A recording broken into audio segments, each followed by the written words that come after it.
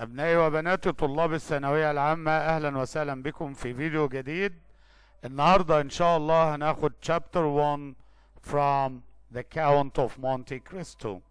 Listen carefully to the story, then we will meet by the end of the video.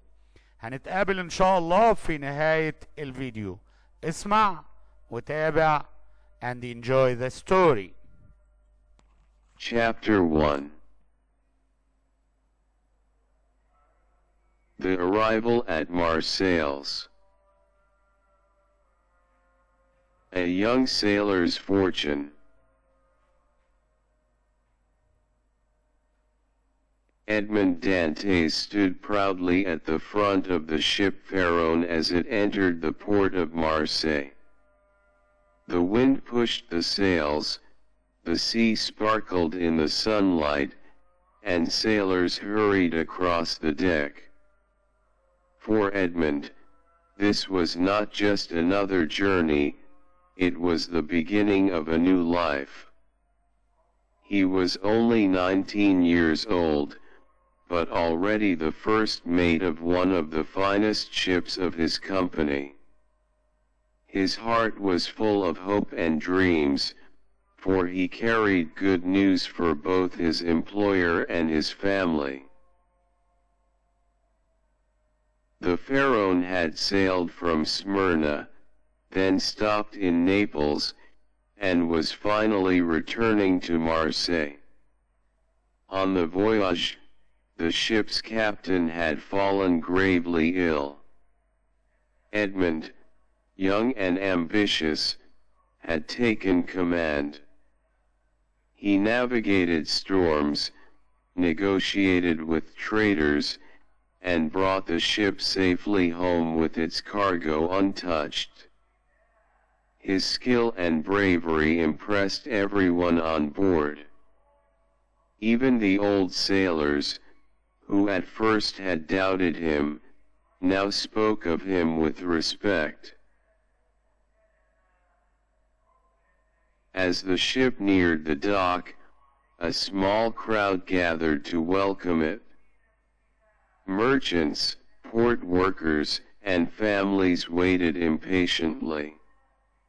Edmond felt his heart beat faster, for among the crowd stood the two people he loved most, his father, an old man who had given everything for his son, and Mercedes, the beautiful young woman who was promised to him.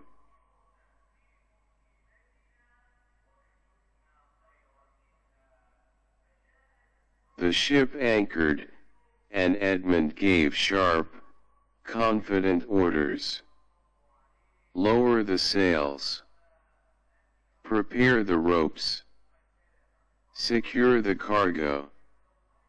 His voice carried across the deck, and the sailors obeyed with speed. When the gangplank was lowered, Edmond ran down, eager to embrace his father and Mercedes. His father held him tightly, tears in his eyes. Mercedes smiled, her dark hair shining in the sunlight, her eyes full of love. Edmond, she whispered, you are safe. I prayed for you every day. I am safe, and more than that, Edmond replied. I bring good news. The captain has died, but the owner, Monsieur Morel, has promised to make me captain of the Pharaon. At 19, I shall have my own command.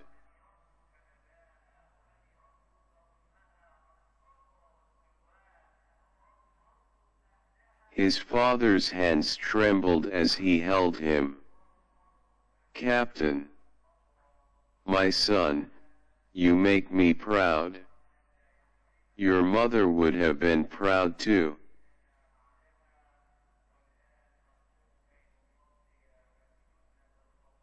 Mercedes lowered her eyes modestly, though joy filled her heart. To be the wife of a captain meant security and honor. She dreamed of a small home near the sea, children playing by the shore, and a bright future with happiness.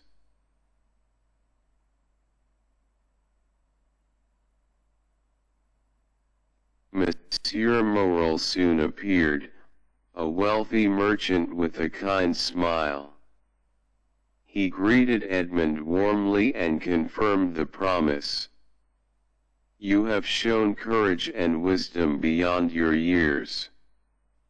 The Pharaoh is yours to command, Edmund. Serve me faithfully, and you shall rise even higher." The crowd cheered, and Edmund felt as if the whole world celebrated with him. Yet, while most smiled, not every face was full of joy. Hidden among the crowd was Fernand Mondego, a fisherman from Catalonia.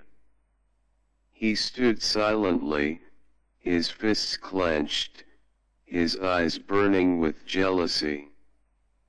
For Fernand loved Mercedes too, and he had long dreamed of marrying her. But she had chosen Edmund, and Fernand's heart was filled with anger and envy.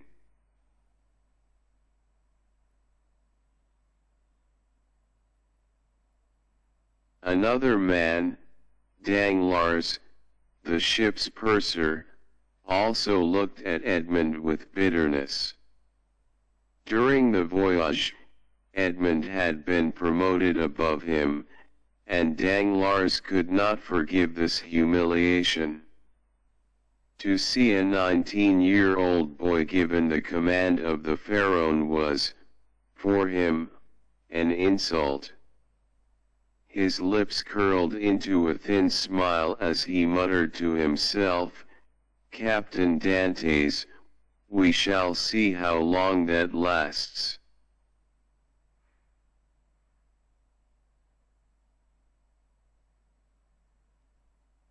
Unaware of the hatred growing around him, Edmund walked proudly through the streets of Marseille with his father and Mercedes at his side.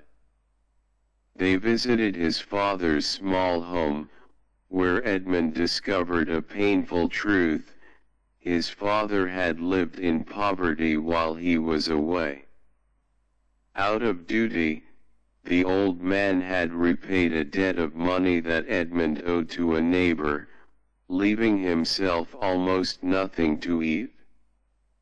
Edmund was heartbroken, but he quickly gave his father all the wages he had earned. "From now on, you will want for nothing," he promised. The evening brought more joy. Edmund and Mercedes walked along the shore, speaking of their future. The sea breeze touched their faces, and the horizon seemed to promise endless possibilities. They planned to marry as soon as possible. Mercedes leaned on Edmund's arm and whispered, "I wish this happiness could last forever." "It will," Edmund answered confidently. "Nothing can take it from us." But fate had other plans.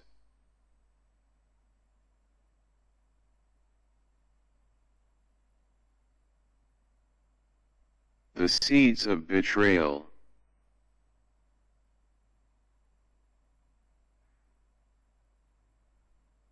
While Edmund celebrated, Danglars and Fernand met secretly in a dark tavern. They spoke in low voices, their words heavy with malice. "Edmund has everything," Fernand hissed. Mercedes, success, the captaincy.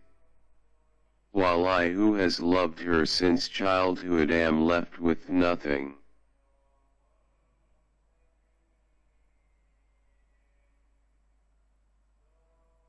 And I, said Danglars, should be purser, second only to the captain.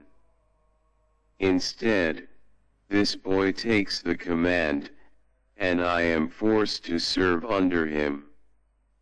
His good fortune is insufferable.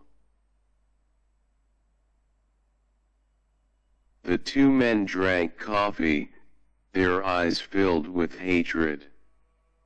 It was then that Danglars suggested a plan.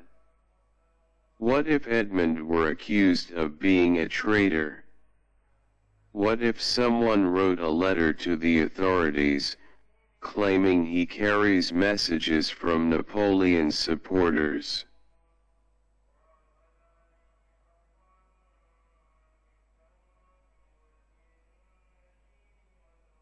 Fernand's eyes lit with cruel hope. If he is arrested, he will lose Mercedes. She will be mine. Exactly, Danglars agreed. And I shall have my revenge. He will never be captain if he is in prison. That night, with careful handwriting, Danglars composed a letter. It accused Edmond Dantes of carrying a secret letter from Napoleon Bonaparte to his followers in Paris. The accusation was false, but it was dangerous. The government feared Napoleon, who had been exiled but still had many loyal supporters. To be suspected of helping him was enough to destroy a man's life. When the letter was finished, Fernand delivered it to the local prosecutor. With that single act, Edmund's future was poisoned.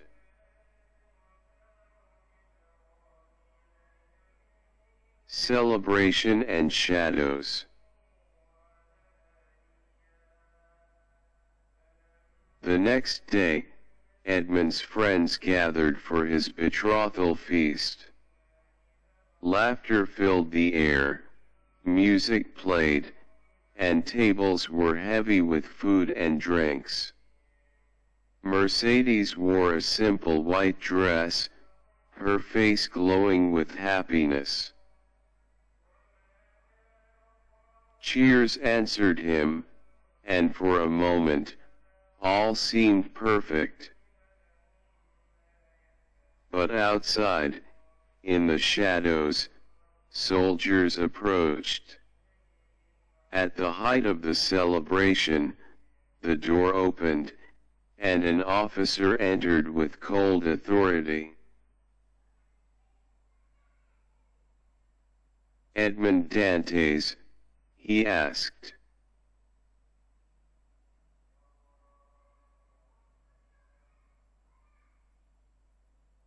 Yes, Edmund replied, surprised.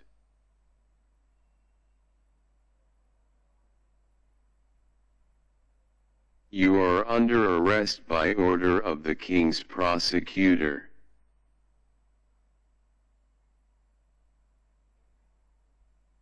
The room fell silent. Mercedes gasped, Edmund's father trembled, and Edmund himself stood frozen with shock. He had done nothing wrong, yet strong hands seized him and led him away. The feast ended in confusion and sorrow. Mercedes cried out, "There must be a mistake. Edmund is innocent." But her words were useless. The trap had closed, and Edmund's bright future was already slipping into darkness. هنا بنوصل لنهاية هذا الشابتر ولنهاية هذا الفيديو، وإلى أن نلتقي في فيديوهات قادمة. السلام عليكم ورحمة الله وبركاته.